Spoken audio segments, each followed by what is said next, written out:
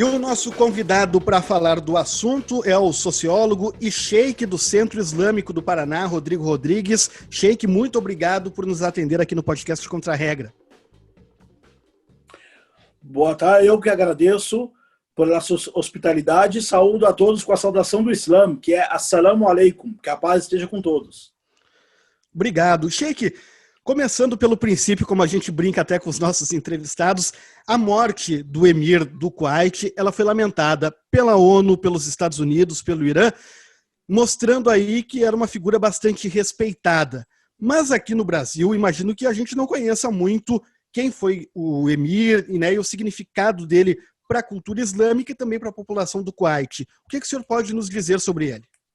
Olha, o emir, e emir quer dizer o príncipe, era o chefe de Estado, o emir do Kuwait, era uma pessoa muito benquista, muito bem respeitada pelos árabes em geral, pelos muçulmanos, né, em geral, por ser um político mesmo, um diplomata, ser um homem entre os árabes chamado homem do sangue árabe. Quando falo homem do sangue árabe entre os árabes, falando é o homem da hospitalidade, da generosidade do homem que junta as duas partes, os oponentes, consegue fazer sentar na mesa. Foi uma perca assim dessa personalidade para o mundo árabe, porque o mundo árabe é dicotomia, né? Ou o cara é contra, a favor dos governantes. Mas conseguiu o Irã, a Arábia Saudita, a Turquia, o Egito, todos os países árabes lamentaram a morte como eles falam mesmo, o decano, chamam ele de o decano dos príncipes árabes. Né?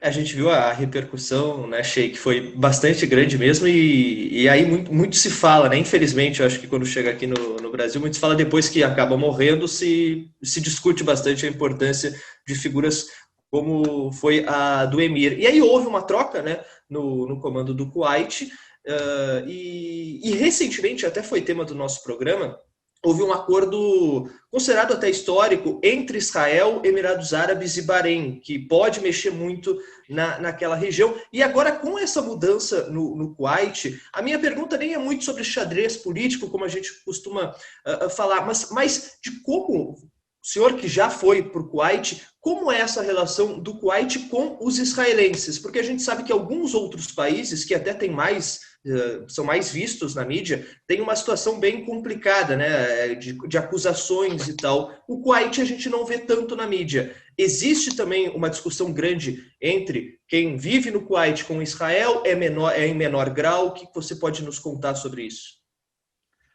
Olha, a posição do Kuwait em relação à questão palestina sempre foi, defendeu a questão palestina, e sempre defendeu os palestinos sem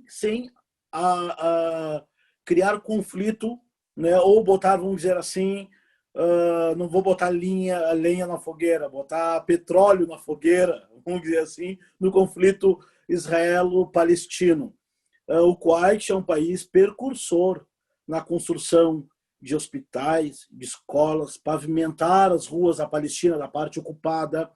O Kuwait sempre foi precursor em oferecer bolsas de estudos para palestinos estudarem fora da Palestina. Então, o Kuwait sempre foi assim para o mundo árabe, né?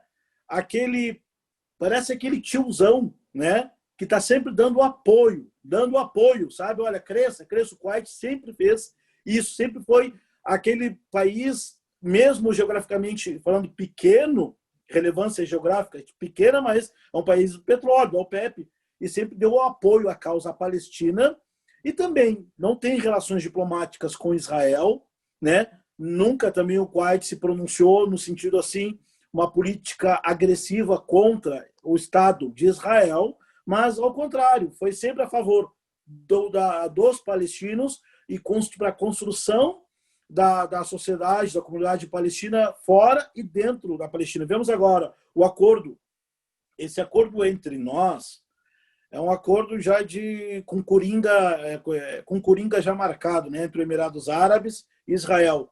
Isso tem a ver com Trump também, tem a ver com há 2 anos atrás o comércio de armas do Trump com a Arábia Saudita, Emirados Árabes. Parece que é uma trilogia aí entre Trump, Arábia Saudita, Emirados Árabes, a questão palestina. Parece que eles estão querendo dar uma solução para a Palestina, para o problema dos palestinos, de acordo com os interesses Trump, Estado de Israel. O Kuwait, né, e o povo do Kuwait é contra isso. O povo do Kuwait, a posição do Kuwait é quem deve decidir do destino dos palestinos, e a Palestina são os palestinos. Não são Kuwait, nem Emirados, nem Arábia Saudita. Então, Kuwait, por isso que ele ganhou esse respeito, esse respaldo, não é? Quem cuida da questão geopolítica palestina deve ser os palestinos. Essa é a posição que o Kuwait ocupou no mundo e ocupa até hoje. Sheikh, o mundo árabe ele é enorme, né? São diversos países, diversas até culturas dentro da cultura árabe, né? Então, diversas tradições. E o senhor já morou na Arábia Saudita. E eu gostaria de saber a diferença, né? A Arábia Saudita é considerado um dos países mais fechados, né? É também um país histórico, né, para o Islã, mas é um país considerado mais fechado, e o Kuwait é um país já mais aberto, com bastante contato com o Ocidente. Eu gostaria de saber a diferença, se o senhor pudesse comentar a diferença entre a Arábia Saudita e o Kuwait, né? A gente vê muito da Arábia Saudita próxima dos Estados Unidos e um país que chega para a gente como muito fechado, e o Kuwait já um país que está ali, né, nem para um lado nem para o outro, um país mais aberto, um país mais digamos que está mais na balança ali, mais equilibrado. Olha, eu morei na Arábia Saudita durante 5, 6 anos. Eu me formei na Arábia Saudita. Eu tenho um filho que nasceu na Arábia Saudita, mas não é saudita, é brasileiro, não é? Eu morei no Catar, conheço o Kuwait, conheço o Líbano, conheço a Jordânia, conheço a Síria. E o povo saudita e o povo kuwaitiano são da mesma etnia, são os mesmos árabes. As mesmas tribos árabes que têm os mesmos sobrenomes lá no Kuwait são os mesmos sobrenomes árabes, as mesmas tribos, etnias árabes que tem no Kuwait e na Arábia Saudita. Onde que está aqui a diferença ali? A Arábia Saudita, historicamente, ela tem seu papel, sua relevância dentro do mundo muçulmano? Tem. Mas a região central da Arábia Saudita foi uma região que não foi dominada, desculpa a redundância, foi que não foi. É uma região que não foi dominada por nenhum outro povo. Os turcos não passaram por lá, nem os portugueses, nem ingleses, nem franceses. Já o Kuwait, ali é a saída do mar para o Iraque. Quantas culturas passaram pelo Kuwait? Em direção ao Iraque e voltando do Iraque. Não é? Quantos califados, quantos sultanatos. Então, houve, um choque positivo, que eu falo positivo de culturas, que ajudou a construir esse perfil do kuwaitiano, que ele é meio iraquiano, ele é o meio saudita, ele é o árabe, mas é o árabe litorâneo, é o árabe que conviveu com outras culturas. Isso dá para ver no povo do kuwaitiano, tanto é que a política do Kuwait, a política central árabe, tem a questão do sheik, não o religioso, mas o chefe da tribo, né? Eu vou falar os termos brasileiros, tá? O cacique, tá bom? O cacique, né? Então, os árabes, eles têm o chefe da tribo e os chefes das tribos que escolhem o seu amir. Também tem na Arábia Saudita, também tem no Kuwait. Só que no Kuwait não há somente uma vertente.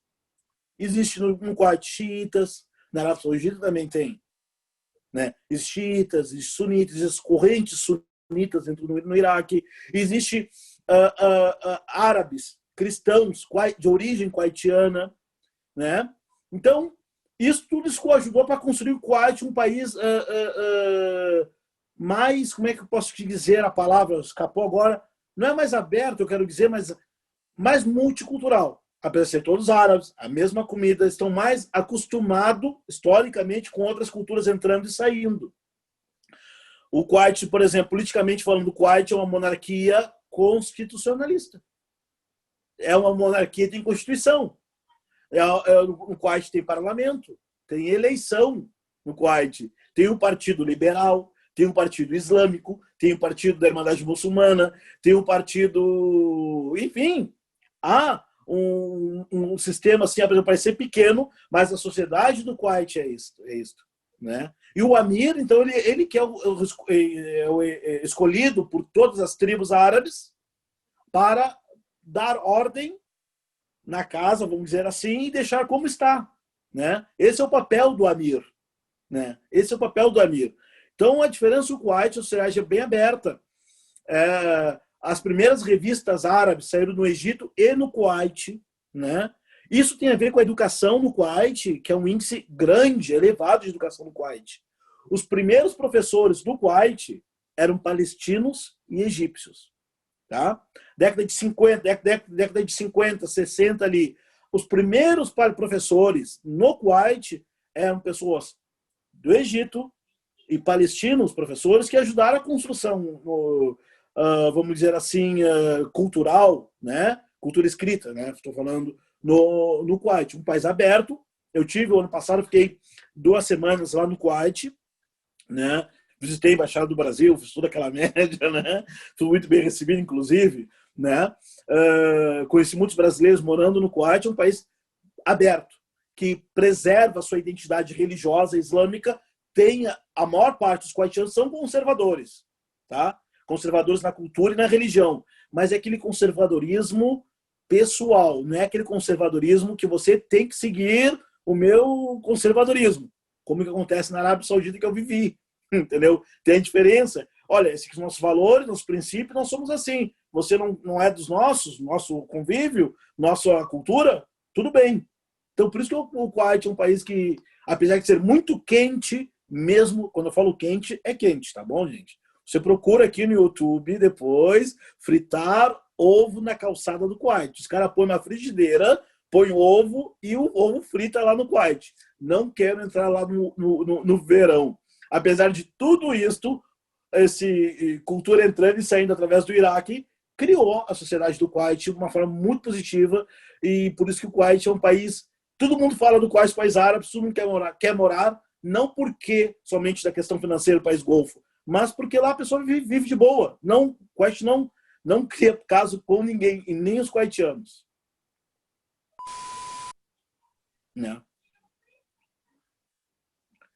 Desculpa, eu não estou escutando. Oi? Oi, agora sim. O senhor me ouve agora? Sim, estou ouvindo. Maravilha. Estou ouvindo. O senhor falou da relação entre Brasil e Kuwait, citando até ter visitado a embaixada brasileira lá. E aqui, quando chegam notícias do mundo árabe, do Oriente Médio, sempre são no sentido negativo das guerras, mas o senhor falou que é um país que recebe muito bem os estrangeiros e que viveu muito bem lá. Como é que é a relação Brasil-Kuwait e dos estrangeiros em geral lá no país? O Kuwait, isso é dos árabes. Os árabes são hospitaleiros historicamente. Vai pegar a história dos árabes, poesias, a história da poesia árabe de 2000 anos atrás. A hospitalidade é original, parece algo dos árabes. Hospitaleiro com quem eles conhecem e com quem eles não conhecem. O Kuwait não está atrás disso, não, também, né?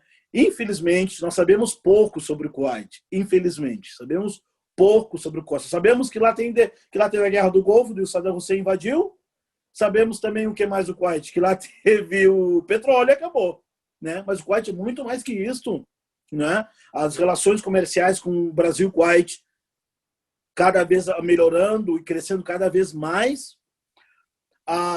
O ano passado, em novembro, teve o Ministério da Educação, o Ministério da Cultura do Kuwait fez um evento em São Paulo, na Paulista, sobre a cultura do Kuwait. Eu conheci alguns, eu tive na casa, lá eles tinham uma casa da cultura kuwaitiana, é como se fosse uma casa, como é que fala no Brasil, como nós temos em Porto Alegre a Casa de Cultura Mário Quintana, né? Nós temos lá no Kuwait a Casa de Cultura Mário Quintana deles, tá? E eles estavam promovendo tradução da literatura kuwaitiana para a língua portuguesa e traduzindo algo da literatura brasileira para o árabe. Daí não é conseguir nunca um tradutor desse jeito, né? Mas eles estão trabalhando isso. Há, então, uma procura assim, do Kuwait se aproximar com o Brasil, ou seja, o Kuwait ser conhecido no Brasil algo além do petróleo. E também é uma preocupação do Ministério da Cultura do Kuwait, Relações Exteriores do Kuwait, só que o Brasil não está se ajudando. Vamos falar sério aqui, o Brasil não está se ajudando. Mostrar para o povo árabe, principalmente o kuwaitiano, que o Brasil é algo além do futebol, praia e favelas no Rio de Janeiro, porque é isso que lá pensam do Brasil. Quando falam para mim, gente, o Brasil não é perigoso, eu falo, olha, não, o Brasil não é perigoso, né? Olha lá. Então, há sim uma preocupação do Kuwait em conhecer o Brasil algo além do futebol, né? E conhecer que o povo brasileiro conheça o Kuwait algo além do deserto, né? A hospitalidade do povo, a culinária, comida, enfim. Inclusive, lá no Kuwait tem uma fortaleza, não sei como, mas os portugueses estiveram lá no Kuwait, né? Tem uma fortaleza lá, escrito em português, lá em árabe. No Kuwait, no Emirados Árabes, eu vi também, tem lá em Oman. Em Oman tem uma fortaleza que eu fui lá dos portugueses. Não sei o que faziam lá os portugueses. Estavam perdidos. Estavam procurando as Índias lá no Kuwait. Só que faltava as Índias orientais no Kuwait. Sei, estou sabendo. Sim. Para finalizar, Sheik Rodrigo Rodrigues, até uma questão mais de curiosidade mesmo, de quem vive uma realidade diferente, uma religião diferente, muitas vezes aqui no Brasil. O papel do sheik, qual o papel dele dentro da religião? E para o senhor que vive fora, num país que, claro, tem adeptos do Islã, mas num número muito menor do que no Oriente Médio, como é esse papel, esse trabalho no seu dia a dia? O papel do sheik, eu acho que está chegando meu som, acho que está com fone. Bom, o papel do sheik, ele é um guia religioso, né? Ele é aquela pessoa que teve um estudo, uma formação acadêmica, que aprendeu o Alcorão, aprendeu os ensinamentos islâmicos, enfim, aprendeu o Islã como tudo, como religião, e ele é o guia religioso da comunidade. Ele realiza casamento, realiza divórcio, resolve uns BO também de divórcio, casamento, a pregação na mesquita, apresenta o Islã para os não muçulmanos, ensina o Islã para os muçulmanos. Então, a atividade religiosa do sheik é de sacerdócio, apesar de não haver sacerdócio no Islã, é um papel, um serviço religioso social. Nos países muçulmanos, o papel religioso do sheik, ele é social e também político, porque ele fica entre, nós falamos nos países árabes, ele é a frigideira entre o ovo, entre a comida a ser queima e o fogo, ele é a frigideira ali, né? Então, no país muçulmano, o religioso, ele tem sempre esse papel, né? De ficar defendendo o interesse da sociedade, do povo, e é por isso que às vezes os sheiks acabam sendo perseguidos em alguns países muçulmanos e outros nem tanto, né? Enfim, é a minha função aqui no Brasil, eu sou sheik do Centro Islâmico do Paraná, fui sheik em Porto Alegre, fui sheik em São Paulo, em algumas mesquitas de São Paulo. Então, eu dirijo a mesquita, numa das mesquitas de Curitiba, e hoje, pela pandemia, virtualmente também acabo dando cursos e palestras sobre o Islã, tirando as dúvidas sobre a religião islâmica e cultura islâmica, e nas horas vagas eu dou dicas literárias também. E sou também um ativista dos podcasts. Então vamos aproveitar a disponibilidade do sheik e pedir uma dica, quem nos ouve, quer conhecer mais da cultura islâmica, um livro ou alguma indicação cultural do senhor? Olha, boa pergunta. Uma dica cultural que eu falo para as pessoas conhecerem um pouco mais sobre o Islã, os muçulmanos. Quando eu falo isso, eu não estou querendo fazer proselitismo, não estou querendo pregar minha religião para as outras pessoas, porque eu sou um sheik, pregador islâmico, mas eu não gosto de proselitismo. Eu não gosto de ficar pregando. Alguém quiser aprender a religião, procure o sheik ou procure a mesquita. Mas eu falo assim para a pessoa ter agregar valor. O livro está aqui, chama-se O Mundo... Ai, cadê meu livro? O livro estava aqui na minha frente aqui. O Mundo Falava Árabe. O Mundo Falava Árabe. Eu vou achar esse livro, só que eu tenho que ligar a luz, né? Eu sou um pouco prolixo, né? Agora acendi a luz, que era Quando o Mundo Falava Árabe, que é a história da cultura árabe na Europa e como muitos livros foram preservados no idioma árabe, principalmente. Eu estava lendo, não tem nada a ver com o Sheik, agora eu estava lendo um livro aqui chamado aqui, ó, Biblioteca de Foucault. Agora os caras do Kuwait vão ficar, pô, o Sheik tá lendo Biblioteca do Foucault, cara. O Sheik agora tá viajando. Reflexões sobre ética, poder e informação.